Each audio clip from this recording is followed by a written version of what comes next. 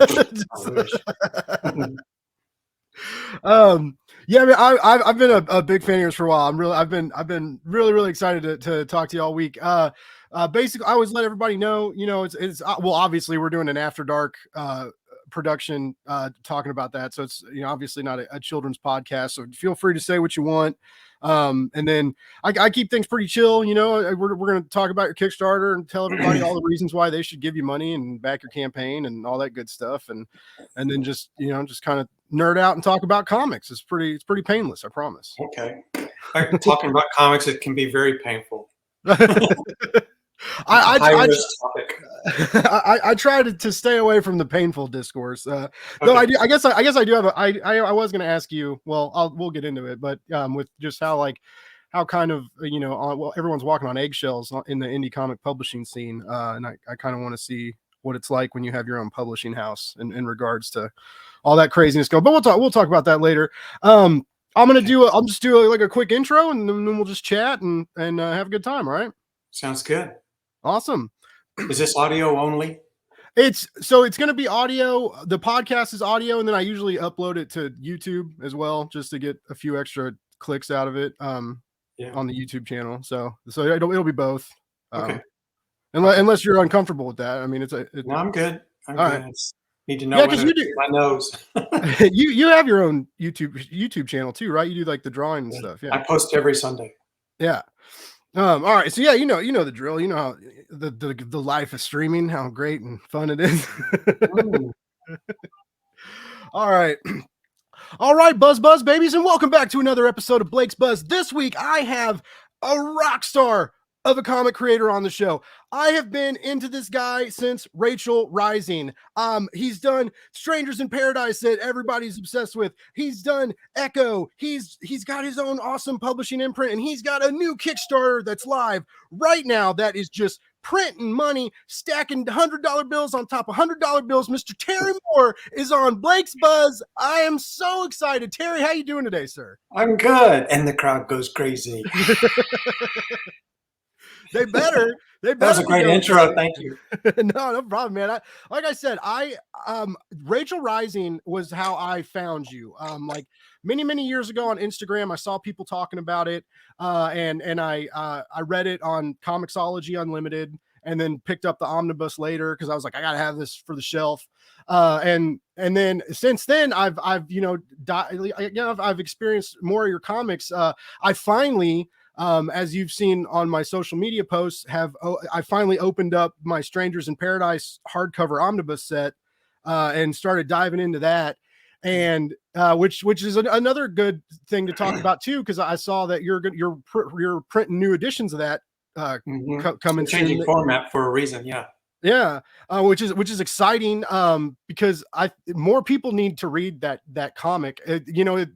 It starts off as this like great slice of life with two wonderful characters and the will they won't they relationship aspect of it, and then where it goes after that, right? Like after 100 pages in, there's like the mafia and the secret life of Ketchu, and like all these crazy elements that like it almost doesn't seem fair, man. Like you draw so well. Your characters are so fully realized, both like in dialogue and their physical presence on the page. Like I've often told everybody, I'm obsessed with how you draw noses. You draw like the perfect noses for everybody, but just the way you can emote your characters, and like this, like when your characters smile, you like see it in their eyes too, which is it's crazy. Like how hard is that to do? Because all your stuff has a lot of emotion in it, and you always you always bring it like physically on the page in multiple ways. Like is that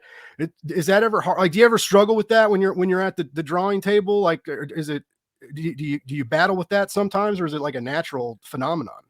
Amazingly, I don't so much anymore. I struggle in the sense that like if you watch my drawing videos, you'll see that I draw and erase a lot. So it's not like I nail it. It's like I search for it, and I may draw the work on that face and draw it 15 times, and I'll stop on the 15th one because now I have the exact little combo that I was looking for. and it's just kind of the way I'm wired. Like if we're in a room with a dozen people at dinner, I spend more time watching other people than I do thinking about how I look. Hmm. So I'm taking in I'm taking in that person right there, and taking in all those little details, and I watch the way their mouth muscle works and all that, and which makes me kind of spacey in that environment. If you have ever gone to an after con dinner, like on Saturday night at a con, somebody always has a nice dinner at their house or something, and there'll be a bunch of artists there.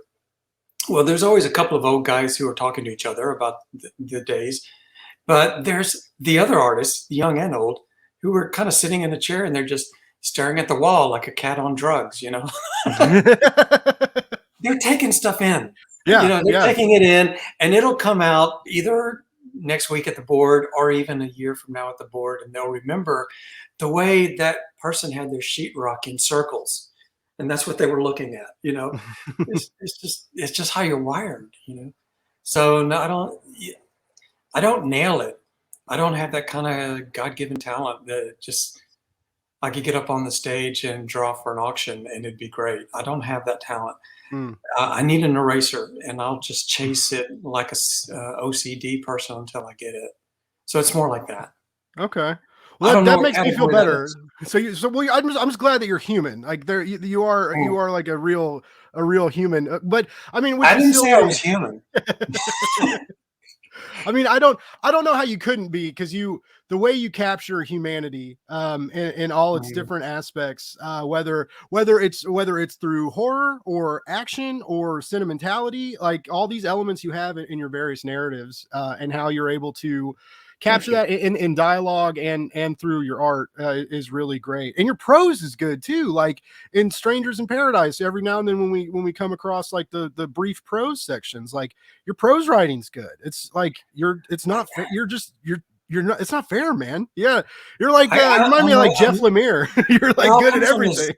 It all comes from the same place, though. I mean, I write prose because I've read a lot of prose. Okay. I think anybody who loves to read can write, right? Yeah. Um, it's one of the first requirement, be well read to even speak in public. I mean, Hmm. people can tell the difference. So it's like that. I mean, you're just taking what you love and putting it back out. And so whether it's prose or it's the way people look at in line for at the soda machine, whatever, or what I don't have. Uh, you're talking about my strengths. My weakness is I'm not a good designer. You see these people who can draw these wonderful dynamic covers, and I search for that. If you look at my Mm. drawings, a lot of my drawings are people just standing up. That's not going to get you a job at Marvel. So yeah, I I I heard a musician say one time that Stevie Vai was saying that what he did was he was not a well-rounded guitar player. So what he did was he's focused on his strengths. He loved to shred and run on the neck. So he focused on that and built his whole style around it. And I think every artist is kind of like that. Um, and hopefully if they focus and specialize in it enough, they become distinctive. You can tell a Bill Sienkiewicz from an Adam Hughes Yeah. because those two guys focused on what they loved and did seem to come best for them. And then you can tell, that's just how it is. That's what you shoot for, I guess. Find out what your strengths are and focus on it. Nice. That's a good way to put it, because so many I know. So I was in an MFA program for a while, and doing like Mhm. creative writing, and I was doing like poetry and creative nonfiction. I've written Oh, some short stories and tried to get them published, and haven't had much luck there. But I also haven't tried as hard as I should have, as like some of my other classmates were, because that whole submission process, like, so I'm old enough, right, where when I was like submitting stories and stuff, you still sent to publications with like a self-addressed stamped envelope, and like yes. you had to send all that in the envelope, and then wait 6 months to get a rejection letter and stuff like that. Yes. And so like I've been around the block, and so many people tell you that, like, write what you know, but then other people also tell you, like, don't corner yourself, right? Don't be scared to branch out. Don't be scared to get out of your comfort zone and try new and experiment. I think in art, especially in comics now, because comics can get. I love comics. I love the big two. I love superhero stuff, but you can't not notice that some of it gets a little formulaic, right? Like some of it is because of Yes. deadlines, people run out of time, like it's just like sometimes things feel rushed or too easily wrapped up because they ran out of time or for whatever reason that happens, in bigger direct market productions. But so it is very important to know your strengths, know your weaknesses, and also to challenge them, which Yes. I think that's how great creators find that balance, which is it's Yes. hard, just like as you like finding your voice as a writer, or like your style as an artist. So it's it's very good advice, and it's simple it sounds simple to say, right, but in practice it becomes a whole different monster to wrestle with. But yeah, I totally agree with that. And I also see, like, really see what you mentioned earlier about like people watching and like sometimes being like the quiet one at the dinner party. I was a bouncer in a bar for many years, and it's like, if So if you're a if people watcher. yeah, like that's all I did. Like if it was slow, I was watching people because I was bored. If it was busy, I was watching people that I thought were going to cause trouble. And it's just like I got good at reading people. The older I got in that industry, the more I found out that I would much rather talk people down instead of like, the older you get, even if you win a fight, you hurt for 3 days afterwards, right? Like, so I started getting more into like, hey, like, come back tomorrow, man. You just got to go tonight, and like I got really good at talking to people, which is how this all started too, like me doing interviews and stuff. And so yes, I watch people. I learned how to write dialogue from listening to people talk. When I was in my grad program, like a lot of people would tell me, like they would ask me how I write dialogue, and I was like, just go sit and listen, like, and but being a good listener is hard too. Like I mean, that's in relationships and stuff, that's one of the biggest causes for concern, right? And whether it's platonic or family or intimate, like, so a lot of people don't listen, and it causes big problems. And so, listening and, being aware of your surroundings, being aware of yourself, like all these things, make realness on the page. And these are all things I see in your stories that you really excel at, right? Like the dialogue, even when the dialogue is outrageous, even when it's even when it's like a woman jamming her heel into the eye socket of an ex UFC fighter in the new No, into Parker his girl. ear. Oh, into his ear, yeah. It's faster uh, to the brain that way. and it starts she starts in the starts with the starts with the in his foot, and then comes up, and then yeah, in the ear. And then whether it's like moments like that in the new Parker girls, or just or Francine and Kachu, like stumbling over each other, both of them like wanting to love each other and scared to love each other simultaneously, like the realness in that, so many people can't pull off. And you're very humble, and I appreciate that about you. But there really, and people that are familiar with your work agree with me, because I've talked to people about this, and it's just like there's just so much. It just seems so real, even without the color. Like it's black and white, but it's full of this other kind of like emotional vibrance, right? That doesn't need colors and doesn't need shading, and it's just so bright and vibrant, and as a reader, like fills you with a certain warmness. I think that's why Rachel Rising was so great, because like great horror has to manipulate your emotions, and you know how to do that. Like you can dot those I's and cross those T's. It seems effortless, as you mentioned before. It may not always feel like that when you're leaning over the drawing table, erasing and redrawing scenes, but the end result, like every page I've ever read from you, I couldn't imagine it being better. Like it just every Thank moment you. hits. Oh man, like thank you. Like honestly, like I'm so like gonna have to try and reel myself in a couple times, because I'm a big fan of yours, and it's just so like cool to get to talk to you. And the reason why we're talking, I guess we should bring that up, right, is the Terry Moore After Dark art book, which is what we're here to promote, and which technically doesn't need promotion. You're doing everything perfectly. I just looked at the campaign page. What are you? So we're shooting for 100. Well, we're shooting for the moon, right? But 125. I really want that Frank Cho print. Like Right. I love his art too. He same with you. Like he's very like physical and realistically sexy, and I love that his characters, like he's not afraid to like add some curves and extra pounds on his characters to resemble like real people, because we're not all perfectly fit and chiseled out of marble, right? And so I like his art for the same reason. And I think it was cool of you to like bring him in, because your styles cross over in good ways, I feel like. So you're at 100, just over $123,000. Your campaign has All been right. live for a week. Like Wow. that's crazy, man. That's so cool. Like, and this is your first go. This is your first go with Kickstarter, right? Yeah, we were late to the party. All of our friends that are publishers, they were all doing it and saying, "Why aren't you doing this? Mm-hmm. It's the way to get your book out now." I said, What was "Okay." your hesitancy all these years? It's a lot of work. I kept hearing from everybody that it's a lot of work, but we decided we've been doing it all along anyway. We're doing the same amount of work. Yeah. Uh, when Well, yeah, because we, you're doing everything at Abstract. You and your wife, right? You're yeah, like a two-person show, kind of, right? we're totally geared for this. This is exactly what we do. Is we make a book and we fulfill the orders ourselves, and all the other merchandise. That's what we do. So Yeah. this was perfect for us. Now, And now we have a 30-year track record. I think people can trust that that book's coming out. yeah. Well, I remember what was it, a couple years ago for 5 years.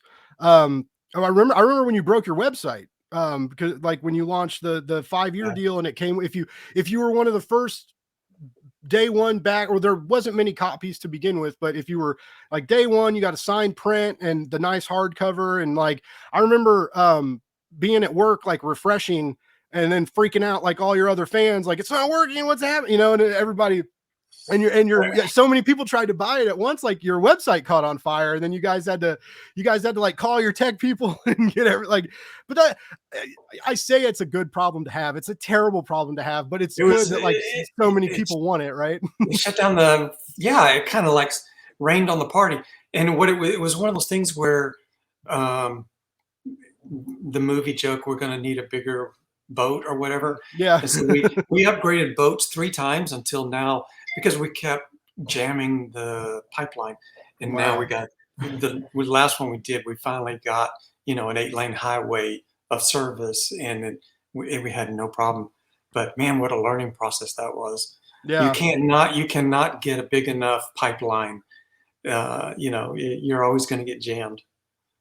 Yeah, that's it was so, and I felt like I like felt bad. I remember that day, man, because like I said, I was while working in between calls at work, like I'm refreshing, like ready to like put my info in and buy a copy.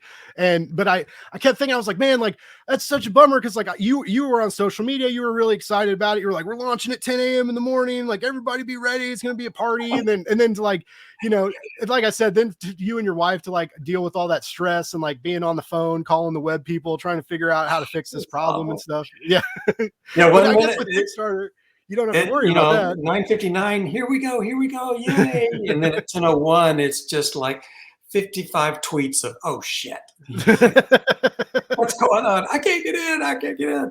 I'm in, but I'm stuck. I can't get out." Yeah. It was Yeah. I awful. remember that. Like it was like different moments, because I remember like, oh, I got it in my cart, and then nothing. It was like these little like baby steps of like, I'm gonna get this fucking book if it's not like, but I think everybody I got mine. I know a lot of other people got Good. theirs, and it all ended up being okay. But I hope I I got one. I totally thought about that, with the maddening success of this new Kickstarter, because we knew it was in a good place, because it was what, 7 minutes. You got like 15K in 7 minutes, and then it just wouldn't stop, and then it kept going. And It now was. with yours, I know a lot of people are probably buying art from you too, which helps the numbers. I But hope still, so. It is for sale. The art is for sale. Yeah. yeah.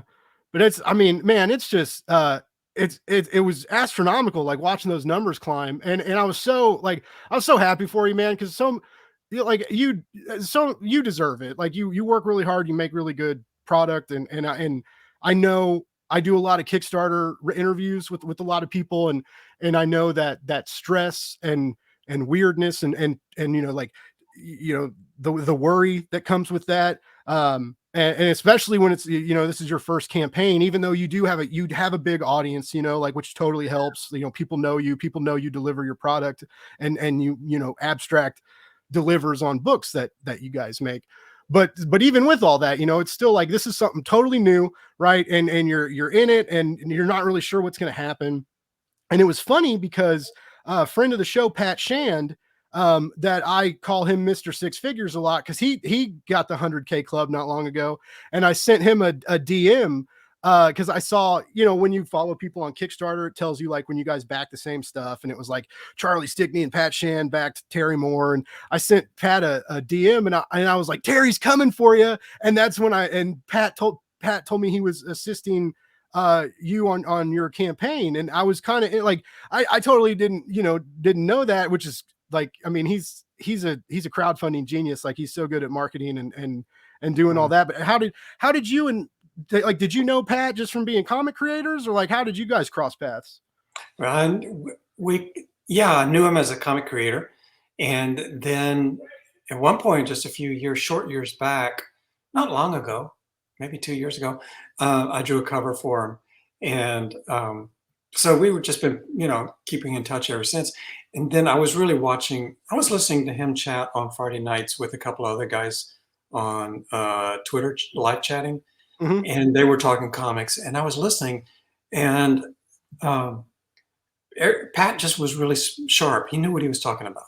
Yeah. And so I told Robin that, and I told her that he was doing crowdfunding and really understood it. And we checked him out, and um, decided to get him to see if he could help us launch our first one. And he's been absolutely wonderful to work with. I mean, he could probably just make a side career out of just helping with people trying to Mm-hmm. launch their first Kickstarter. Um, just absolutely a top-notch professional guy to work with. As you can tell, it worked. So Yes. he Yeah, does good work. you guys have very similar, or well, sort of similar products. Like, I'm a big fan of his Destiny New York Yes. series. But when I first heard about it, initially I was like, I don't know that this is necessarily for me. But the more I got to know him and see the success of Destiny, I was like, I got to try this. And then it ended up being like very similar to Strangers in Paradise, right? Where it has this huge slice of life mentality, but it's not afraid to go off the rails. His goes into like magic and fantasy and warring factions, but much like yours goes into like the Darcy Parker darkness, and like all the crazy kind of mafioso assassin, these female assassins, and all this crazy backstory you have in Strangers in Paradise, which I'm only at like a quarter of the way through right now, and I just can't even imagine where else it goes, especially after reading the new I read the 4 issues of Parker Girls to prep for talking to you, because that's ongoing right now, and you're releasing that as well. And it again, like, it's all these things come out through Abstract Studios. Do you ever have people trying to like poach you from yourself? Do you ever have publishers like hit you up and be like publish through us, like do something through us, or do like, because I mean, I would try and or I know you did like the Black Mask, like you mentioned for Pat, for the reprints of they're reprinting Destiny and the spinoffs right now at Black Mask, and I saw you did a cover for him, which was gorgeous, and he Pat tweeted that the other day, and but I kind of wondered that, because you've had so much success with your own publishing house, but that's so hard to do, just on top of the weight of the responsibility that's on you, much like with Kickstarter, how you have to take everything on yourself. But you're doing your own promotion, which you kind of geniusly incorporated that into your YouTube channel, which is very smart. And you've been around for a while, right? People know your name, people know your art, people you can see a Terry Moore sketch and know exactly who it is, right? And most people know who the characters are too. When you see, even if you've only like me read a little bit of Strangers in Paradise, like you can pick those characters out of a lineup anywhere. Um, but like it's crazy to see like your success. And um like it always shocked me that like, like why we don't see you on like even if it was cover work, like a Marvel DC cover or something, like is that just not like, or is that not really an interest for you, or are you too busy maybe as well, like, or what's like what keeps you at abstract and only at abstract, I guess. Um, the deadlines, Mm, keeping the series on schedule is just it's all I can handle. And then yeah. there's usually some sort of sketching going on in any spare time for whether it's a show or an upcoming online event of our own. Mm. But before, um, when my sketches were simpler and faster to make, I did do other outside projects. Um, I haven't done any in a while, and I guess that's why it's not at all on your on mine, on your mind. But yeah, I've worked with most of the other houses at one point or another, just in little projects, Okay. um, and that was a lot of fun, and I'm glad I did it. But nobody remembers me for that. See, but they do remember me for Strangers in Paradise and whatever book I'm making. So I think life is short, and it's better for me to paint my own things than it is to go draw. Um, you know, be the 1 millionth artist on Thor. I'm Totally, the yeah. only artist that draws Kachu, but everybody's drawing Batman. So I think I'll stay in my lane. I gotcha. No, I like that too, though. Like, I like that your loyalties, lie within your own creations, right?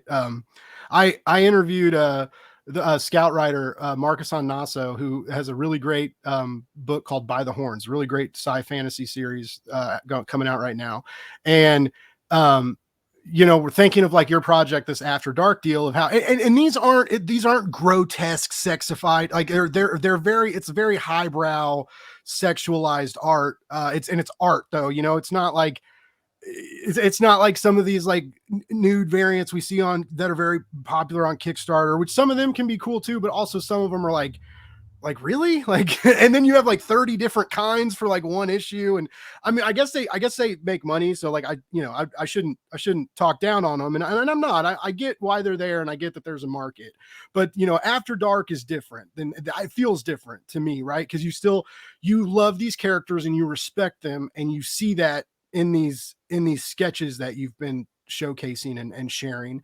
And I get Marcuson was talking about his main character Elodie, and she's his artist is very talented, Jason Muir, and draws this very beautiful woman.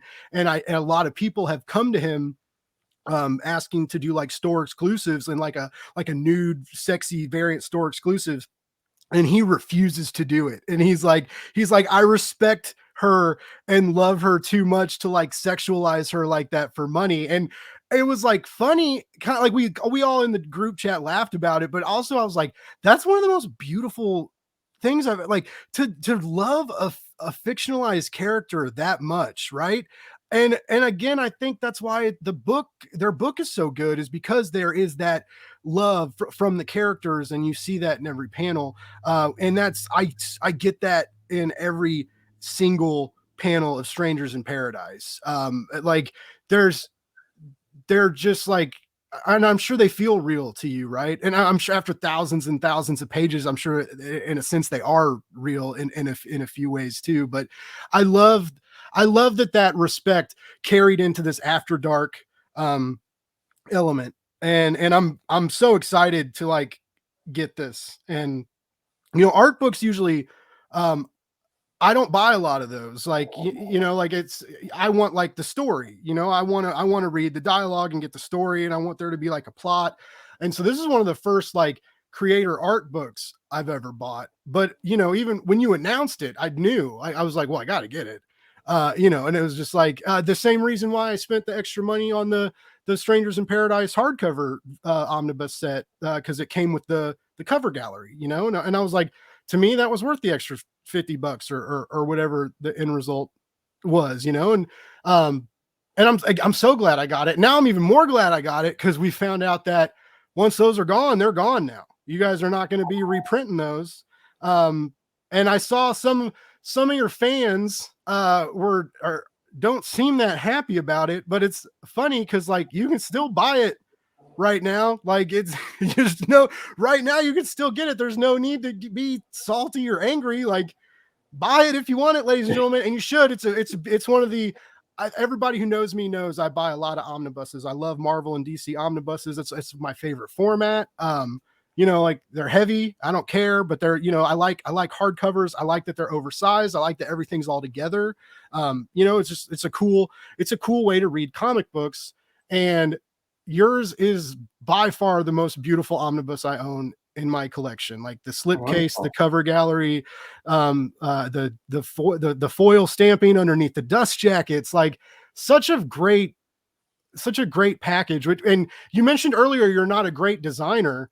So did someone help you with that? Because that's design wise, that's one of the most beautiful comic books I've ever seen. No, that's just me trying my best at it. Well, you're a good designer, sir. you throw that stuff right Well, out I got the away window. with that one, didn't I? That's so cool, man. Though, and like we mentioned earlier, so this is about to get reprinted, but you're going to remove some of the side stories that are kind of like additional to the narrative, right? So we're gonna lose about 100 or so pages of what's in the Yeah. omnibuses. So you ladies and gentlemen, for real, like it's an expensive omnibus set, but it's worth every penny. You really and Terry's got them in the store still, so like you can get them now before they're gone forever. I think your store still has a full set of the pocket editions, Yeah. which are kind of they're about like manga sized. They seem Yeah. right, yeah. That's the template. Yeah. Okay, cool. And they're And meant to and be disposable and loan them out to your friends. put If you them in want your to have back them all. pocket and carry it around. Yeah, it's a backpack book, and but it's in six affordable little chunks. Okay. And the new editions are going to be 4 volumes, right? You're going to split it Four in four. volumes, and it's for the book market because the reason we're doing this is because we have signed with Diamond Book Distributor for them to put us into the book market, Oh, cool. and the the big $100 or $120 omnibus is too expensive and too big for the book market. It won't be a Mm. popular format. And the 6 pocketbook mangas is too hard to get people back into the store 6 times in a book market for me, for a newcomer with no track record. So they're going to turn it into 4 equal-sized volumes that are more affordable and they're not unwieldy. It'll look like just a regular hardcover novel that people are buying in that store anyway. Are they going to be hardcover? Yeah, there will be a hardcover, of course. Yeah. Oh, nice. I didn't. Um, I did. I thought they were just. I thought they were just going to be trades. That's cool, man. no, no, I might have to double dip now if they're coming no. out with the hardcover action. Yeah, this is hopefully it'll look like like you went in and bought the latest John Grisham book or something. Um, just be as familiar as possible to a book buyer. Okay. That kind of thing. So, and of course, we can't afford to have 3 different formats going. So we're Yeah. just gonna the other 2, the omnibus and the pocketbooks, they've been around for a very long time. So everybody's had plenty of time to get them, and Yeah. so we don't feel bad about shutting that down and having just a new final format that's just 4, because it was always like you had a hard choice. Was people may have one pocketbook but not the others, or Hmm. they're going to wait to get the omnibus, but they never have. So it's expensive. So yeah, I think it's a good solution. Yeah. It's I think it's good. I want more people to read the comic because a lot of people know Strangers in Paradise. They know that name, they know your art, and they recognize the characters, but there's still a lot of people that haven't, as I found out as I've been like reading it and talking about it to my audience, and a lot of people are like, "Oh yeah," and I'm like, "No, it's like check this out, it's great." And I know, a while That's one. back it was, That's one of the reasons why I stopped. Actually, is because I was noticing it more and more that everybody had heard of it, but only a few people had read it, and I was yeah, afraid of becoming one of those things that everybody's heard of but nobody's read, like Blondie. Hmm. comic strip. Everybody's heard of Blondie and Dagwood. Nobody reads it. Yeah. And I was afraid of becoming that book. So I thought, well, after 13 years, it's time to shut it down. Otherwise, I thought I was going to do it for my whole life. I didn't realize that you could get to this point of, you know, that's what that person does, and we never visit that island, you know. Yeah. So there's a danger there. So you're not only are you shutting down these old prints, like are you like after Parker Girls? Is that going to be like is that kind of the going to be like the summary of your Strangers in Paradise experience, or is there a chance like that maybe you'll come back and do more one day? I mean, I like your other properties are cool. Like, you know, you've got Serial, and that just came out with the hardcover, and people were digging, and so you could, it's not like you're very much not a like a one trick show, right? You're versatile. You have a lot of great story ideas. You're ready to like make those happen. But you know, I know like, you know, with Strangers in Paradise, you had such a huge run, and then you did like the Strangers in Paradise 15, the bonus stories, and then you did Strangers in 25. Paradise Kids, and so and now Parker, and I'm like I said, like I love those first four issues, and I'm very, you know, I can't wait to see where it keeps going. It's such a great mystery, and I like the research you did in it. Like, there's so many when you start talking about like crypto and the money handling, and when they're looking at the bloated drowned body and talking about like what is it, like lung powder or lung gas or something, like I can't remember, but I was like, dude, Terry knows his shit. Like, I was like, this is like an episode of like NCIS, but good, because I think NCIS is garbage. Like, I can't get into that stuff. And like, this was just like, again, feels so real. And even though like it's kind of like crazy, there's this like this team of like the women spies and assassins kind of that can just like fit in anywhere, and at the drop of a hat, like abandon any relationships they've built and move to a different locale and start a new job, and like the heartlessness and ferociousness that comes with that kind of like that lifestyle, right? It's just like it's like nothing, you know. It's like it reminds me of James Bond sort of, but like totally different, and a little bit more sinister. But It comes from the same era. The Parker Girls came from a news scandal that happened during the James Bond years, the Cold War years. oh yeah, James Bond actually emerged in post World War II, of course, in through the 50s when the Cold War started ramping up. But um, in 1964, there was a scandal in Britain. It turns out that one of the members of the House of Lords had a girlfriend and was telling her secrets in the bedroom as he, you know, unwound at the end of each hard week. oh wow. It turns out she was a Russian spy, and she was taking all the info and handing it right to the Kremlin. And it was a huge deal. It all blew up in his face and everything. Her name was Christine Keeler, and she went on to be quite, you know, infamous. As she explained, oh yeah, we've been doing this for a long time. But yeah, you know, so later on, I was thinking about, uh, you know, this Darcy Parker having a kind of an extension of her crime family, and wanting to control business and power and all that. Well, you see these old men leaving their wives of 40 years for younger girlfriends. Why in the world they think that girl is really interested in him, I don't know. Mm, But I was thinking, what a great spot to insert a Christine Keeler so that she can now be the girlfriend of the guy who runs Microsoft or Boeing or whatever, yeah. and gets the inside scoop. It's a lot cheaper than a weather balloon. And, um, so yeah, I it just all kind of came together. You know, I I read two books when I was 11, that really two book series that really influenced me. One was I read all the James Bond books, and the other was a series about a girls' boarding school. It was like Harry Potter without magic. Hmm. Um, and so if you put James Bond with a girls' boarding school, you have Strangers in Paradise. And that's basically where it all came from. And then I just pulled from all this, everything that I ever heard and saw in life, and just dumped it all in there. You write women exceptionally well, and in today's world, it's sometimes you got to be a little bit careful with what you say and do. And some people are not careful with what they say and do, but you give your character such like a wonderful amount of agency and meaning and like just liveliness. And not every male creator can do that, right?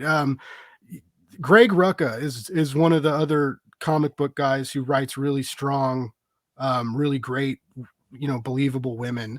But I see, I see a lot of characters or a lot of I see like the internet come after people a lot, where it's like this guy does not get women or this guy does not get this culture, and as I don't ever remember anyone ever coming at you, like that. And when you're writing kind of like a queer narrative, and you're dealing with with women, did have you is that ever like a struggle? Do you have like a group or like friends, or do you ever like run by circumstances or like test readers to kind of like to see if you took something too far or didn't do something right?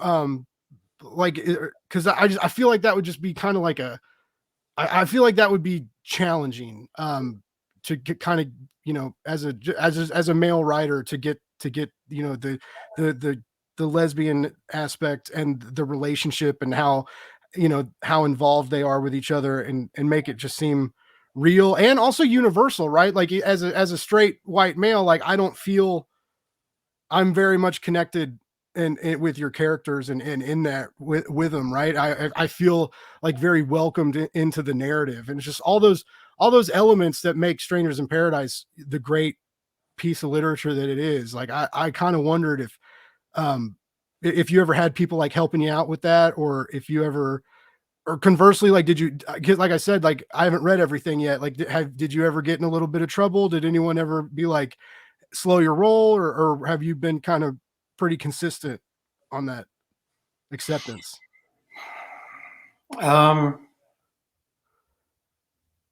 I don't really remember. I mean, I have my ass handed to me every day. Of all those ass handings, I don't remember anyone calling me out for being doing damage or doing Nice. something, you know, handling things wrong. Um, and I think, and I have a super sharp tongue. I mean, I did a lot of alienating as a teenager and got in my 20s, but so I don't know if I could have handled things in my 20s, but I didn't start until I was in my 30s, Mm, where I had begun to back off and stop seeing what my eyes see and start seeing with my heart and start seeing everybody as a human being. yeah. And we all have the same uh, buttons inside, the same triggers, the same needs, the same desire, and everything on the outside comes after. So once I started just drawing and writing about human beings falling in love or wishing they could have love, Hmm. um, once you start writing from that level, you're kind of on the right track. Okay. And then write about human beings first, and then write about what kind of clothes they wear. You know what I mean? Yeah.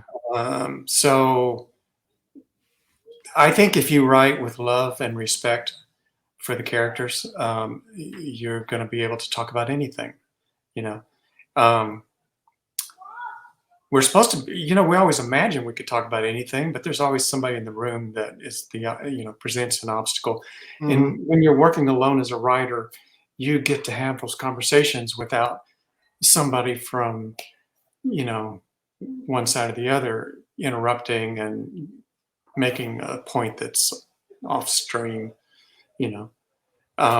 So I'm able to have the luxury of focusing and letting my characters finish their conversation without interruption, Mm, so that the main point gets said, which is basically, maybe as simple as, I love you and I don't trust myself to say it right.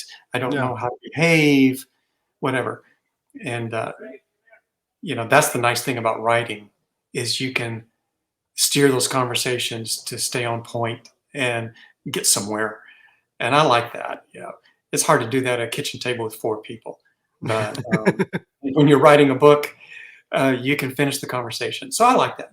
Um, as far as I'm a straight white guy, and I am invisible in a room. I mean, I don't have a presence to me. I'm not a good-looking actor guy, or whatever. So I'm kind of invisible, and I really spent most of my life just observing the room. I do way more listening than I do talking, and that's how I present the story narrative, as a third-person narrative. I'm Watson describing what Sherlock Holmes did. I'm Yeah. not Holmes. I'm not in that league. Um, but I was there in the room when it happened, and here's what I saw. So that's how I write about people that are not me. Okay. So it could be Kachu and Francine, or it could be a Russian assassin. You know, I mean, how does anybody write about Superman? We have Yeah. nothing in common with that guy. Nothing. Not even biology is in common with him. So no one is qualified to write about him. But we do, because we're all Jimmy Olsen. There's always our avatar in the story somewhere. Yeah. You're the sidekick that is watching Luke Skywalker and Leia work it out. So yeah, I take the quiet avatar approach, and uh, just try to be faithful to the characters, and know that what they're striving for is the same thing. That you could be a straight guy who's totally into football, and if you've ever fallen in love and it didn't work out, you're still going to be interested in Strangers in Paradise, because Yeah. I basically took a love triangle and I miscast it. And instead of putting the good looking young guy chasing Francine, I replaced it with a female actress. And I wrote the exact same script, and it still works. Lesbians don't have a different conversation. They Yeah. don't, they're not from Mars, it's human beings wishing for companionship and happiness and family. Um, if you write on that level, how are you going to fuck it up? Yeah. You know, how could anybody not write that? Anybody should be able to write that, really. I mean, if you've paid attention to life around you, we should all be able to, you know, prism that back out. Wow. That's my Yeah. attitude. No, no, that makes a ton of sense. I love the equating that to Superman, because like, yes, like, but also like not everybody writes a great Superman. Like there's a lot of, and I don't agree with a lot of this discourse, but I mean there's a lot of people that like think Superman comics are boring because of the Boy Scout mentality, and because he's everybody says he's like doesn't have a weakness, but he does have weaknesses, and he has human weaknesses too, like emotional weaknesses and stuff like that he has to compensate and deal with. And much like your characters, how there's a lot of emotional weaknesses. There's a lot of trauma that both of these women have to overcome and deal with, and um, you know the way they talk about that, the way that gets like let out into the room, like when we find out about Ketchu's past, and then like like with Francine, everybody's always commenting on her body, um, which is so pertinent, today, because it's like I mentioned earlier, like you and Frank Cho aren't scared to give your character some extra curves, and they still like look beautiful, and sexy, and but there's still like all those people that are like, oh, if she lost 30 pounds, she'd look so, oh my God, like she just let herself go and all this stuff. And it's funny because like Francine is very like my type in the real world, and I've noticed this, that like one of my exes is very Francine, and the only thing I don't like about Strangers in Paradise is that, like, I've been like, it's made me think about her, this waitress I dated back in my bouncer bar days, and it's like, and it was like, I was like, man, and it's very similar to like, except I'm not an asshole, I hope, like Freddie, but like the way Freddie like won't let her go, and he's always like, he's always like, leaving her voicemails and getting getting the pictures that he gets from his friend and the bikini stuff and like all that craziness, and it's like all that's happening, and I was like very much like reminded of like the Francine that I had for a moment and got away. But like you mentioned, how like whether you're if you're a straight guy who likes football, or you've never read comics like these and you only read like Batman and Superman comics or Spider-Man comics. Well, Spider-Man has a lot of relationship stuff in it too. But you know, if you've ever been in love or lost someone, or you know, struggled with your feelings, yeah, I would find it very hard for someone. You'd have to be like a rock, like a not, you've never felt anything, very boring, very flat, very not human person The to like. only people who would not like the story or appreciate it are psychopaths. I Yeah, mean like that literally. yeah. You'd have to be a psychopath to not, and you would just stare at the book with your unblinking eye, never sneezing. What a selling point. Like Yeah, if if you don't you're like not a this book, you're a psychopath, psychopath. you'll love this book.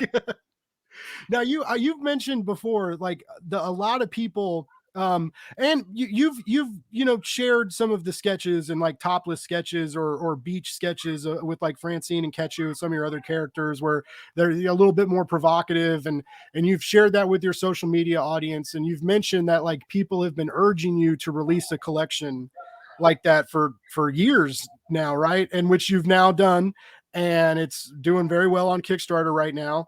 And what made you decide that like now was the time to do this? People, our friends have been telling us for quite a while, and we saw that they were doing well. Billy Tucci has been doing some Kickstarters. Hmm. Even Jeff Smith has done a Kickstarter, and he's not really a tech guy. I mean, he has a terrific online presence, but he's not enamored with technology. And they even talked Jeff into it. So I thought, Robin and I were thinking we should give this a shot because it's no different than trying self-publishing. This Hmm. is um, a new path to get your work out to people, and you reach people that would may not ever, you may not cross paths the other ways. Um, I have experienced the truth of don't rely on just how it always was. Be watching for the next new thing too, Yeah. like in terms of publishing, where you know things were, it had to be a week, monthly comic book. Oh, now we're all making trades. Oh, now we're all making omnibuses. Oh, now we're all Hmm. making variant covers. Oh, now we're all going to now we're all going to conventions. You have to do all this. Yeah. Well, things have changed, you know, and so it's 2023. Time to do a Kickstarter. I'm only about 10 years late. Now, is this going to change the way your future collected editions release? You think? Like, I'm assuming once Parker Girls wraps up, it's solicited to issue 7 right 10, now in previews. Oh, it's going to be 10 10. issues. Okay, Yeah. so like It'll be 10 total. Yeah. okay, so like, and then you know you typically will drop a hardcover after you do these. Mhm. Now, so let's jump forward, you know, a year, or yeah, I guess it'd be about a year before it wraps up. You know what?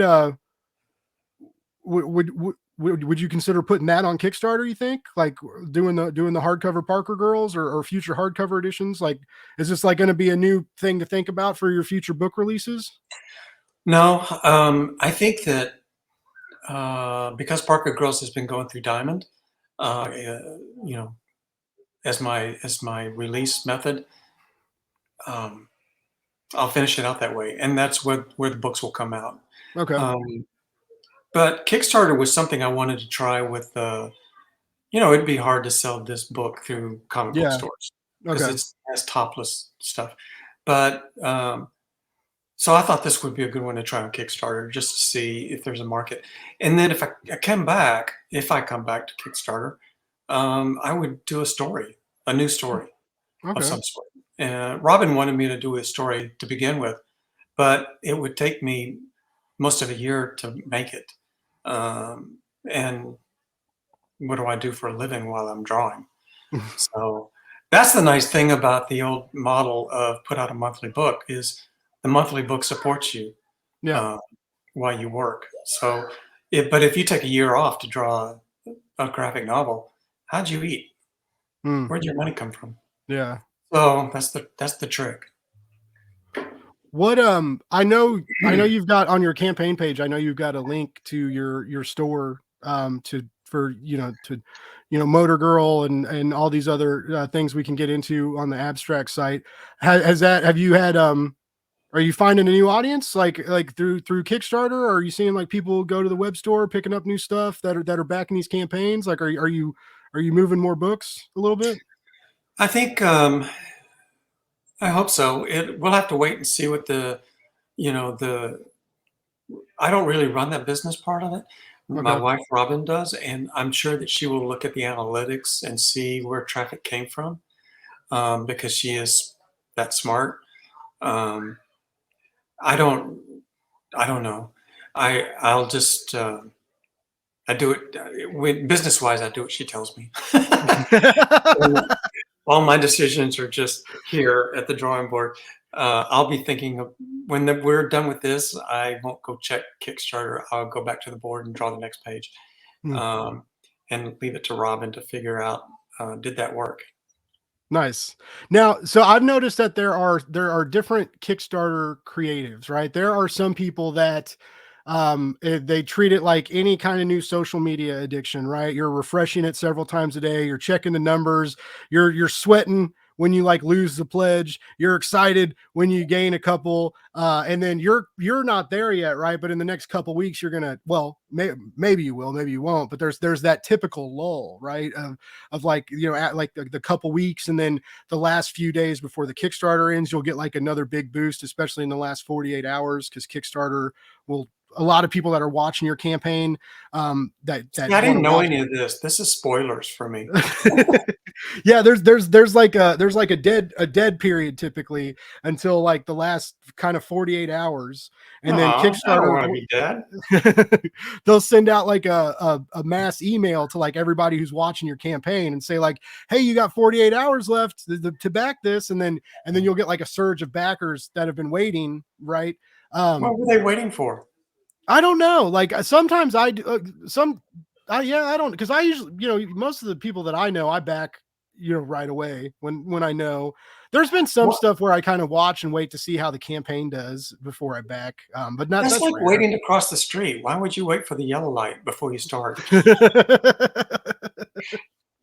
But are you how are you treating your Kickstarter experience? Like, are you like looking at your phone and the notifications all the time, or are you kind of separating yourself from it and trying not to sweat over the small stuff? It's not.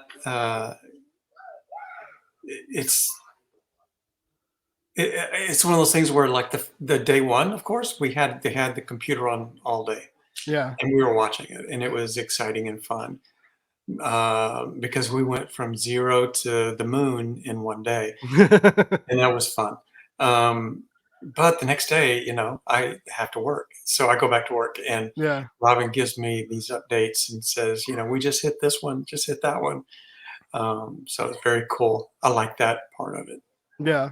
Yeah, I was shocked, like, again, I couldn't believe it. I remember because when you agreed to do the interview, I told my dad, I was talking to my dad about it, and I was like, Dad, like I'm talking to this artist I really like next week, and I was like, his I was like, his campaign's at like almost $75,000, and my dad was like, oh, that's crazy, man. I was like, yeah, and I was like, it launched like a couple hours ago, and he was like, wow. And then I remember, like I think you posted an update around 11 o'clock or midnight at day one. And I kind of had like, not looked at it again. And you were like, what a day. And then I looked and you were over 100K. And I was like, holy crap, man. Like that's insane.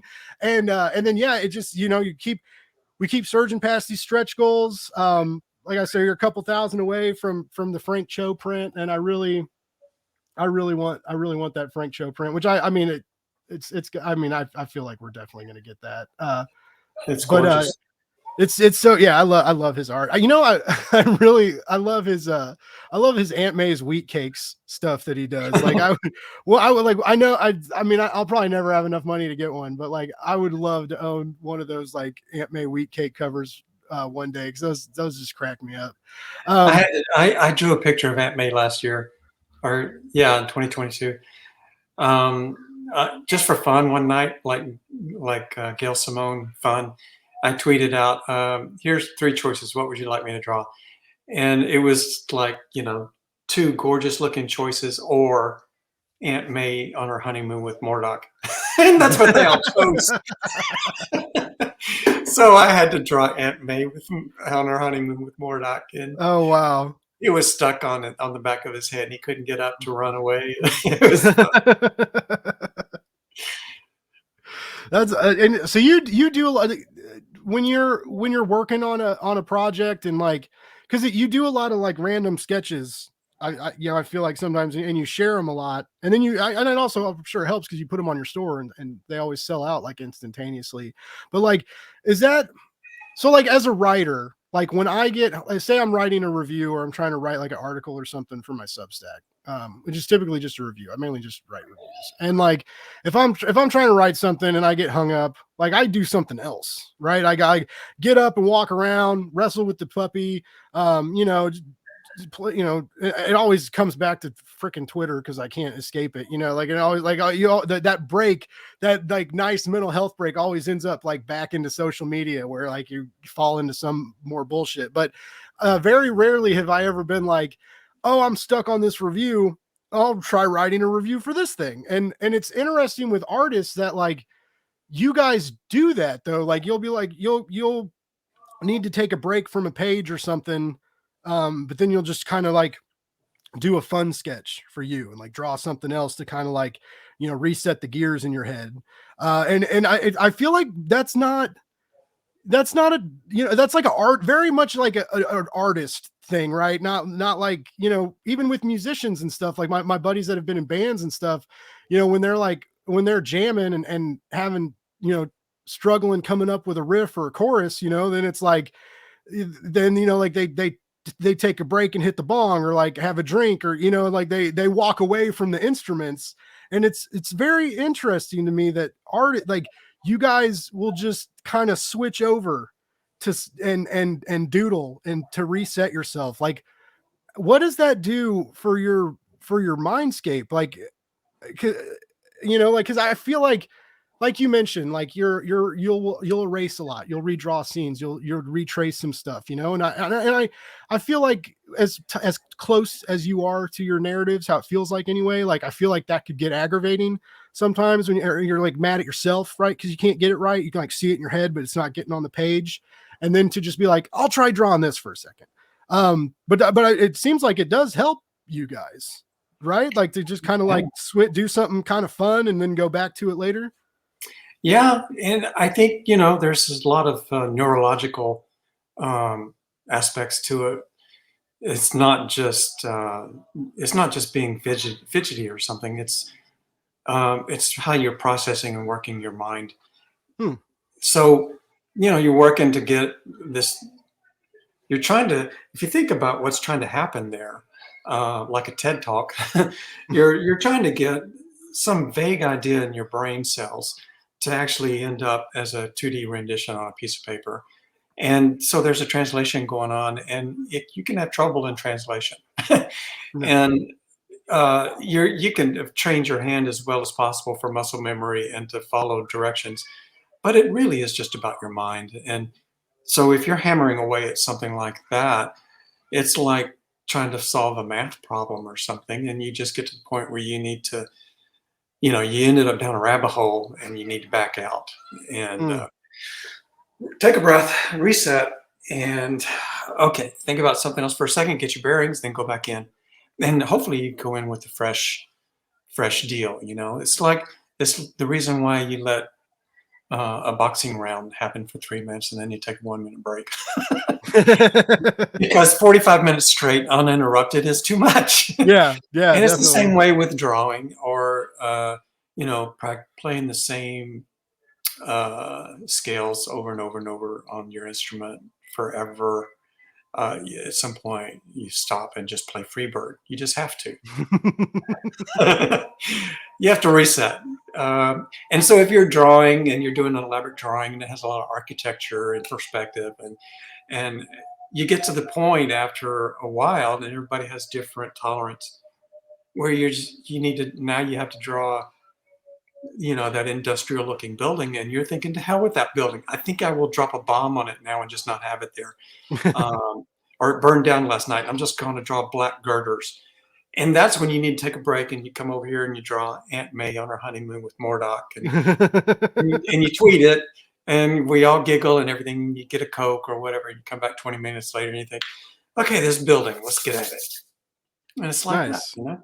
And I guess you can do the same thing as a writer. You're trying to figure out a conversation. You've looked at it 20 different ways. You still don't have it right, and you're not making progress. And one of the things I've learned about not being able to progress past it, you're stuck. Like, I've been trying to write this conversation, and it's just not going forward. There's kind of a spidey sense or an instinct that's something, it's not going forward because it's wrong.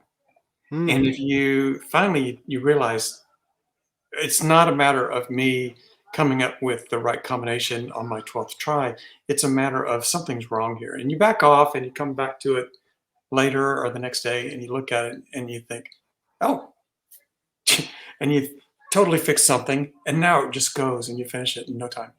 Yeah. So yeah, it's a matter of how you look at things. Um, use every metaphor you've ever heard of on online, counseling talk about it. They all work. One of them is like, the earliest one I ever heard in school was three blind men meeting an elephant for the first time. One's at the trunk, one's at the tail, and one's at the side. So they all three think the animal is shaped three different ways and three different things. It's the same animal. So it depends on what side of the problem you're standing on as to what you're Oh seeing wow. and what you're hammering at. So you have to be aware of that. Like, okay, I'm coming in the front door and I'm getting nowhere. I'm going to go to the side door, and the side door is a freaking elevator right to where you want to go. And so, you just have to kind of learn how to train yourself to work the angles and work the way that gets you progress. And when you're stuck, use your tricks to try the other point of view or whatever, and you just keep going forward that way. When you're the only person on your creative team, and you try and come at these things from different angles, because you're the letterer, you're the artist, and you're the writer. um Because I fired all the other guys. do do you ever like, does that ever cause like, I mean, I guess it's not a problem, because as long as you get to where you need to go, like that's the right way to be. But when you're in control of like all those elements and you find out something's not working, do you ever like, I mean, if you ever have to like scrap a page or like a Mhm. whole scene, that you've worked a lot, like when you're controlling all these elements, like that's a lot of work. That's a lot of man hours. Um, have Is it hard to, when you find out that you need a big change like that, do you ever kind of fight with yourself to do that, or do you trust your gut instinct? You're like, hey, this is gonna suck, but we're gonna redraw this page. Like, Yeah, or yeah, are you ever kind of like, oh, but this took so long? Because I feel yeah. like that would be tough to wrestle with sometimes. No, actually, one of the when you're learning how to write, one of the first things you will ever encounter as a writer is a tiny little book called The Elements of Style, and Hmm. it was written 100 years ago by I think Arthur Quiller Couch, who wrote Charlotte's Web, and he wrote this little book of style, and it's um, one in the forward there. Actually, no, E.B. White wrote it, and Arthur Quiller Couch wrote the forward. And in the forward, um, it he says that you need to learn how to murder your darlings. Hmm. And what that means is that writers tend to write these beautiful sentences, and for a moment you think you're F. Scott Fitzgerald with this beautiful, perfect sentence, but it serves absolutely no purpose to the page. Hmm. that's one of your little darlings, you know, you're so proud of it and it needs to go. And that's how it is when you're making a story on any level, you know. You can do it in a sketch. You can rough out a sketch and then dive into an eye, and it's the most beautiful eye you've ever drawn. It looks three-dimensional, but it's in the wrong place. Mm. It's shame on you for focusing on it before you got the whole foundation right. So it's like that. And so yeah, you have to, early in your writing experience, you know, even in journals and stuff like that, you've learned, hopefully you've gone through the process of learning that just because it's clever language doesn't mean it belongs in the story. Hmm. So you take that approach with the page, the art, the entire sequence, that kind of thing. You need to edit yourself and be brutal about it. And that's why you often see writers um, are, it's not easy to get a writer to compliment another writer because they look at it that way. Okay, so you wrote great direct sentences that have a punch. Did it serve the story? Mm. Okay, so you wrote these beautiful sentences, you know, like Jeanette Winterson, and you're such a gifted writer. But what did we learn at the end of the chapter? You know, did it serve the book? That kind of thing. You need to, everybody has the talent to have some sort of style, but there, you need more than talent. You need a bigger perspective of what it is you're trying to make and release. What are you leaving in your tracks? When you're not here around to explain it to the world, will the world be able to pick it up and have the experience that you wanted them to? Uh, the sentences, were they simple enough that people will never forget them, but meaningful enough that it touched their heart, you know? And Yeah. those, that's the balance you look for. Not look how fast I played this scale, look how beautiful that sentence is, or how clever I am with this plot device. It's more like we don't care in the long run. In 5 years, no one cares. What we care about is, did you write a story that I'll never forget, and I'll use it for the rest of my life as a metaphor? You know, Yeah. that's the important thing. So you do whatever it takes to get that on the page, and if that means throwing out 3 days worth of drawing, hell yeah, I'll throw it out. So it's not, it's about the story, you know, what you leave behind. That's awesome, man. That's so inspiring. Because yeah, it reminds me of like the first time I read Slaughterhouse-Five, and Mm. the everything that's going on, but the you know the 4 or 5 times in the novel where like all these terrible things happen, and he ends that scene with like "so it goes," and it's just like it hits you in the guts, you know. And you know, I'm 37 years old now, and you read that in high school, right? And every now and then, like, I will tell that to myself, like when I'm having like the worst day and nothing adds up, and I'm just like, so it goes. And it's just like like, you know, and that little microscopic kind of an incomplete sentence almost, right? But it like it has so much power, and He, over both the narrative and its readers, right? So yeah, it that that idea of like, you know, condensed language or punchy sentences, and you know, flowery language is great sometimes, right? You know, like, you know, everybody loves, you know, like the poets use it, you know, like it has its time and place. But you know, in narratives that are about life, you know, unfortunately, as we all know, like life isn't flowery all the time, right? Like, yes, we should stop and smell the roses, but roses have thorns, and sometimes bees are around the flowers, and sometimes bees sting you, and then you don't have your EpiPen, and then what are you doing, right? It's like all these terrible things can just happen like so easily, and I like narratives that reflect that, which yours do, you know, like you show us the highs and the lows of being in love, and of acting on that love, and of trying to give your love to somebody, right? And it's one of the most influential things in the world, and so it can make you feel, you know, like you could fucking pick up a mountain sometimes, right? And then other times it feels like that mountain's on top of you and you're never going to get mhm. out of it, you know. And you do that in every story I've read from you, and I still have more I need to read, and I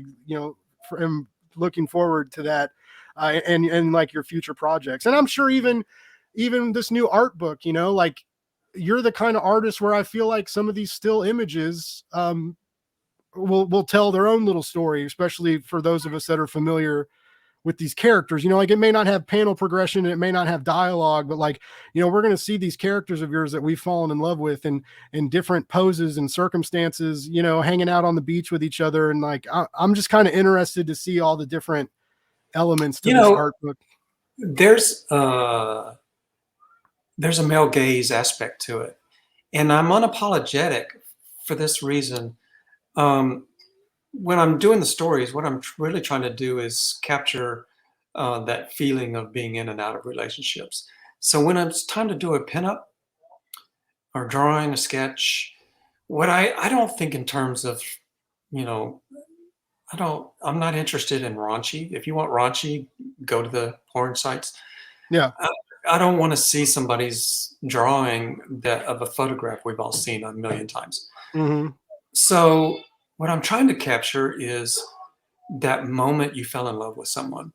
Yeah. Like, when you're talking about being in the bar and watching people, and there was the waitress. There was some moment there where she turned around or she was talking to someone and you were watching, and it was charming, beautiful, and it touched your heart. Mm-hmm. That's the thing. That's the moment to sketch. That's the sketch moment. So that's what I try to do in my sketches, is capture that moment where if you were nearby and you saw this, that was the moment they won your heart and you fell in love. You know who described it really well? Jerry Brown, the former governor of California, used to date Linda Ronstadt. They asked him one time, "How did you meet?" He said, "Well, I went into her family had a restaurant in the area, and he went in there and he saw this beautiful young lady on a chair helping them hang up decorations on the wall for the restaurant. He said, it's the most beautiful thing I've ever seen in my life. And I just fell in love with her right on the spot and asked her out, and she went out with me." That's the moment he fell in love. That was the moment to sketch, was Linda Ronstadt standing on a chair, hanging something up on the wall. Wow. Not an album cover picture, but that moment, So that's what I try to capture in the art. And it's kind of strange for a comic book guy to say that, because usually what we draw is car crashes, but or wrestling matches. But I think it's what a tremendous amount of painters and composers do. I'm trying to capture that moment of the heart. So I learned it from the painters. Paint a moment worth remembering. Don't just show that you know how to draw something because you memorized it or have muscle memory or whatever. Have some emotion in the drawing so that it becomes a vision that you never forget. And I certainly have a lot of photos and drawings that I've seen in my lifetime that I've never forgotten. So you try to recreate that moment. Wow, that's so cool. And I'm so excited for this art book, man. Like I said, just reading Strangers, like my whole week has been Strangers, like prepping for you, but also like I could not put that omnibus down. Right. It was just like every spare moment I had this week, I was like, I wanted more of it. And I'm so excited. I just crossed 500 pages in book one. Right. So I'm just like I like right at a quarter. That's a lot. Yeah. It's like trying to read Sandman. There's so much of it. You have to wait until you're in bed with the flu to do it. I didn't read Sandman until I had the flu, and I was a captive audience for 7 days, and I just dove into all of it. Yeah, I get a lot of review copies every week. I'm on a lot of press lists. A lot of Kickstarter people send me their stuff to read. I'm very blessed. I get a lot of free comics. I get more comics than I know. I'm one person, like Blake's Buzz. It's just me. I don't have other writers for me or anything. Where's Buzz? What happened to Buzz? Yeah, that's my alternate. There's a mystery here. I want to know. He's the Buzz is the live stream guy, because but the first time I went live on the internet, I got really drunk, and then I don't get as drunk anymore, but I like to drink when I go live, when I do my live streams. You wouldn't like Buzz. Yeah. You wouldn't like him when he's angry. But It's been a while since I've read something. So like, you know, I have an 8 to 5 day job, and there was one night this week where I was up till 3:30 in the morning reading. I got a new LED reading light. It like hangs around your neck and you I've can seen like it. angle them. I love it. It's the best 20 bucks I've ever spent. And it's like, you know, I was just laying in bed, the lights were off. I was like, I'm gonna get tired and fall asleep eventually, right? And then the next thing I know, I was like, I just kind of like got to a break, like an issue break, and checked my phone, and it was 3:30 in the morning. I was like, oh no. I was like, I gotta get up in a couple hours. Like, and I haven't done that. That's been a long even with like a Netflix show or something. It's been a while since something grabbed me like that. And just I just lost track of time. I lost track of everything, and the only thing that mattered was the story in panel progression in front of my eyes. And like, You know, one thing that helps me out with that to keep you reading, there's two things I do on purpose to keep you reading. Have you ever found yourself just endlessly scrolling, like yeah. through Instagram or Oh TikTok? yeah. Well, one of the reasons is because you don't know what the next picture is going to be. And if you thumb through my book, every page looks different. Yeah. So That's it's true. there's no Acme comic library of it's 9 pages all looking in 9 panels segments. There's none of that. Every page is different. But the other one was um, to have the conversation not be by rote. I know I was saying earlier, I'm the reporter in the room, but if I the problem with that is that everybody has says the same things. Like if we're having a fight, you and I are having a fight about, some girl we both like, we're going to say exactly the same thing that two guys have said since the dawn of time. Hmm. So the trick of the writer is if you repeat that word for word, then everybody's gonna it's gonna be too familiar, and people start paying less attention, and then they start scanning the dialogue until they get to the next unfamiliar thing. Then they stop, and now you have their attention again. So, Okay. like if there were 75 words of fuck you, no, fuck you, I'll tell you what, you come over here, and I'll tell you what. Well, yeah, how many times have we heard it? So I'm quick scanning, quick scanning, quick scanning until suddenly you start saying, you know what, Einstein was right about that dark matter. What? Now I'm paying attention again. So as a writer, what I've tried to do is have the conversations take right turns and left turns, or have them, if they have to say hurl the familiar insults, do it out of sequence or mix it up or have it said in a fresh way. Like sometimes you would watch a comedy and they said things in a certain way that was really funny when they said it. When you try to say it later in different language, it's not as funny because it was the exact words that the guys used. They're shortcuts straight to the punchline. Um, that's kind of those kind of things that you figure out as a writer and learn from all that. They really help you to keep going. They pull you through the page. And if you listen to writing seminars from the popular novelists who have turned themselves into industries, whether it's Grisham or whatever, they will all be talking about how to pull you through the page and pull you through the chapter.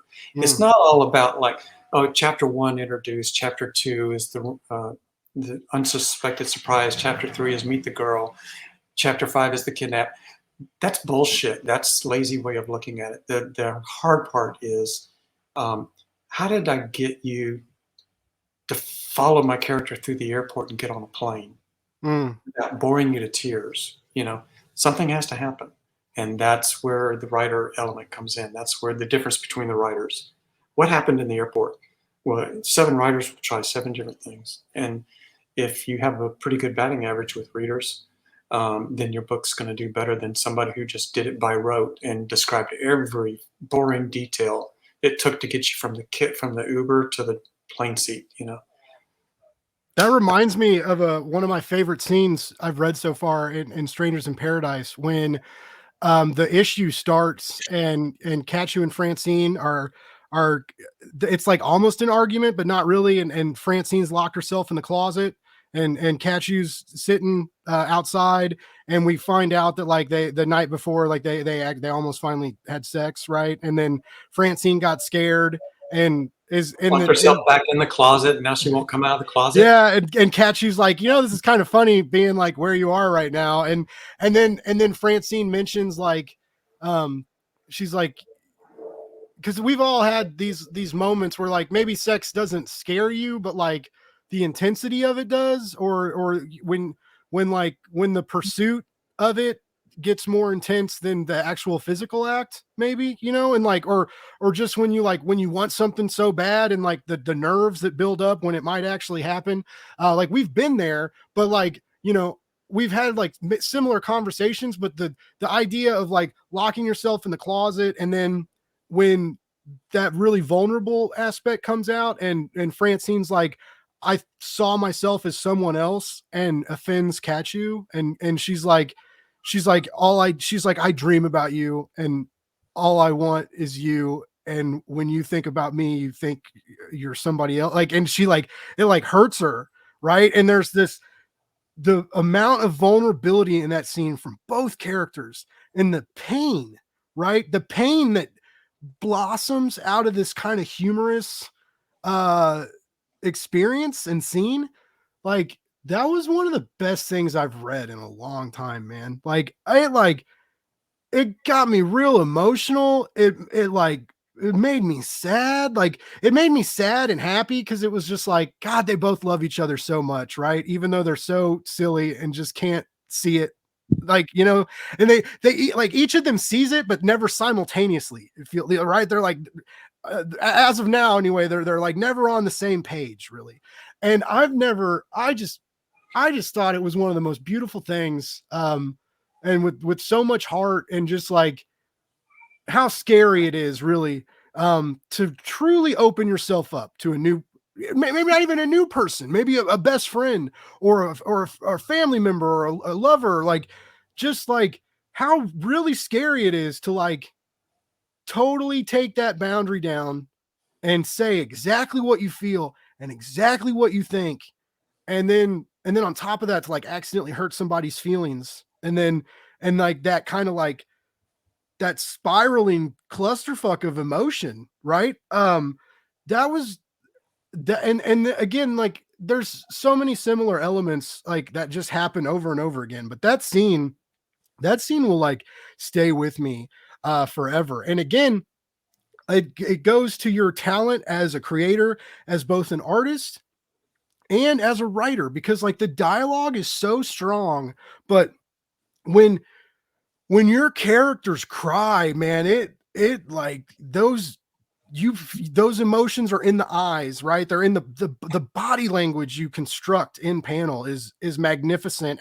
I second to none. I would argue, like, you have so much control over how your characters look and the way they portray emotion at any given time, and you never lose that, right? Which is aggravating, because like as many pages as there are in this in Strangers, for like thousands and thousands of pages, and you retain that control through the whole time. Like, I don't I don't know many comic creators that can pull that off. And that's why I really hope that this new art book. I know recently you had the Humble Bundle that did really well. Like, uh, I really hope that these last couple months, and the couple months to come, like, really hoping it increases your audience, because more people that read comics, that are like me and discuss comics, or and other creatives. I can't even tell you the amount of creatives that could benefit from looking at your art and reading your dialogue. Like, you can help so many people in so many different ways with your stories. I hope you realize that. I know like saying stuff like that gets kind of like, it's, some compliments are hard to take, but you really have a control over this medium, and you really have an eye for emotion, and a respect for humanity that is very rare. And that's what makes your comic books really great and stand out. And so I really hope this new Kickstarter like brings more people that get to experience that, like I got to. man, Thank because you. it's something else. Like as a reader, as press, as as the ways that you make me think about writing. When I read your stuff, man, it's very hard to explain, but it's very rewarding, and it just it hurts in a good way, right? Sometimes, right? You just like Mhm. you make people think about things they haven't thought of in a long time, and then you make them think differently about it, and you also there's also a lot of like very much you remind people to like put yourself in the shoes of others, which we forget about, right? We are, we think about ourselves too much a lot, and it's hard, it's hard to branch out that way. And you continuously remind people to like think about how you talk to people, think about how you treat people. And that's a very strong and pertinent lesson that humanity seems to constantly forget. And so any reminder we can get of that, all You like know, we need that. thank you. Uh, Benny Hill had a funny way of putting it. He said, "I'm the kind of guy that likes to drink to forget about what kind of guy I am." So we try to write stories on that level, and it'll sneak in there. Yeah. Well, I Story. mean, you're doing it, man. Now, Terry, this was so I've kept you for an hour and a half, and this was like I told you I told you I was a huge fan, and like I've been doing this for almost 2 years now, my interview podcast, and I've interviewed well over 100 creatives now, and I still every now and then get a little nervous, and I was a little nervous today. You seem like really, you seem like awesome and stuff, but I was just like, like I've really been into your stuff for a while. And so I was just like, Mhm. like meeting, they say don't meet your heroes. Right. And Yeah, sometimes yes, but like this was not that. So like, I'm really glad we got to good. chat. And I am so excited for your Kickstarter. So excited to see where it goes in the next couple weeks. And I hope it continues to be a easy thing for you. And I'm excited for what is it is it yeah, the 22nd is when the new Parker Girls comes out, I think this I month. think Did I on think the 15th now. the It's 15th? Oh, yeah, that's right. It's the day after Valentine's Day. Yes. Yeah, the snowstorm delayed it. It was going to be next week, but it's going to be in 2 weeks. So the So yeah, 15th. I'm excited for issue 5 of Parker Girls. Like ladies and gentlemen, I really encourage you to put some money away and buy that Strangers in Paradise omnibus set. If you can't afford the hardcover set, there is a dual soft cover that's also very nice, and it's in a slipcase too. You just don't get the cover gallery. Um, Definitely consider getting that, because like once they're gone, they're gone. And if not, definitely consider these new editions coming out, because this is a comic book that everybody needs to read, and it's and not just read, but like experience and fall in love with, and just have it on your shelf and close to your heart forever, because that's where it needs to be. Now we know the Terry Moore After Dark. You can find it on Kickstarter. He's got a link to Abstract Studios to buy stuff from his shop. Terry, what's the best place to like find you and keep track of you online? Like where do we follow you? Uh, my my name is Terry Moore Art on Twitter, YouTube, Instagram, Facebook, and then I have, of course, our website, which is abstractstudiocomics.com. But I think you could still do terrymoreart.com, and it would still get you there, route you there.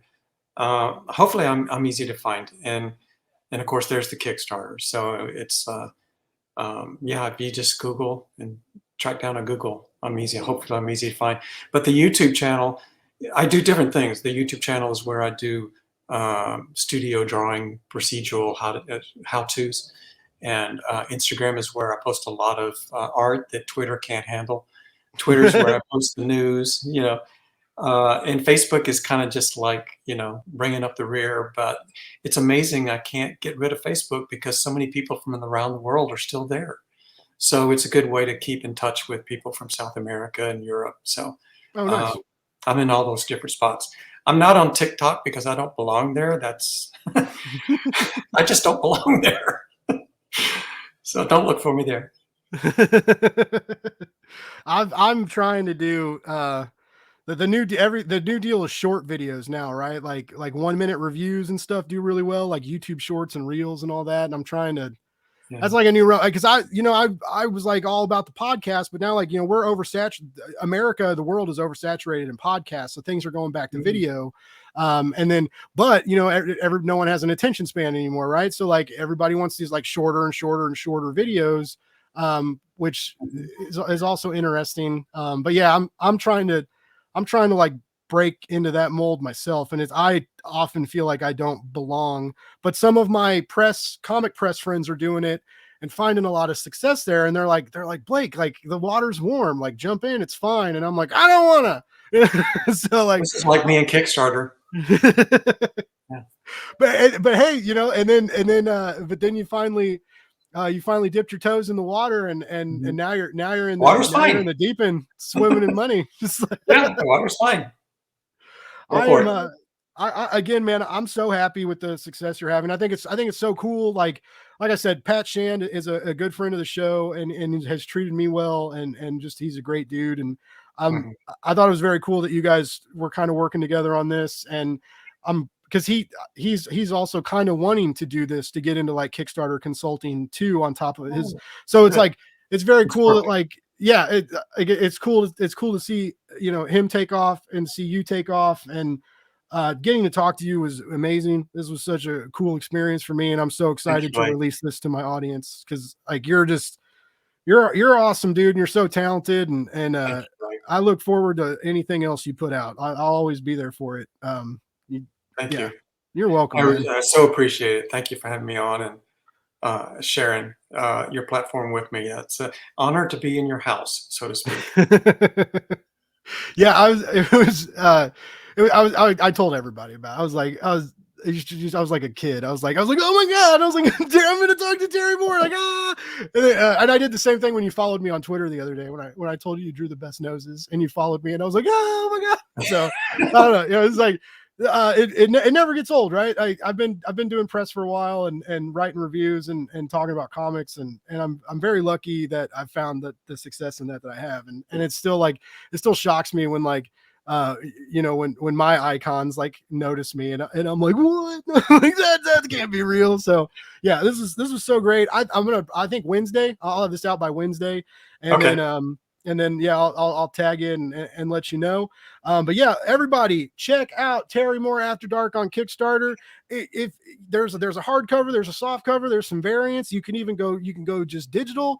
If you have more money than I do, you can buy some original art, which is gorgeous, and I'll be forever jealous of you. But that's all there. Like, you should check it out. He's got something for everybody on this campaign page. And again, I don't think I could talk up Strangers in Paradise anymore, but like, you got to check it out. And if you want to wait for these new editions, I understand that omnibus set is expensive, but that is something to consider for collectives. It's one of the most beautiful books I have on my shelves right now. And most of you know me, I have too many books on my shelf. I don't know how I'm ever going to read these things that I buy all the time. But again, Terry, this was so great. I'm so happy for you. And just getting to talk about your creation process for the last hour and a half, man. It was I will remember this forever, until I get old and weird and can't remember anything. Maybe even then I'll still remember it. Maybe I'll forget my dog's name, but I'll still remember that time I talked to Terry Moore on the podcast.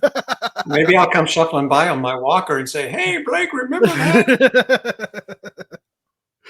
Oh man. All right. Anything else you want to shout out, or anything else before you go? No, I just thank you so much for your support. And we mentioned him several times. Thanks to Pat for getting our Kickstarter going. It really worked. I recommend him. He's easy to find and to work with, Yeah, if you he's a want to great consider dude. a Kickstarter. So And he's yeah, hilarious. He's just a funny, good guy. good I guy. like him. All right. Well, let's just hit this button.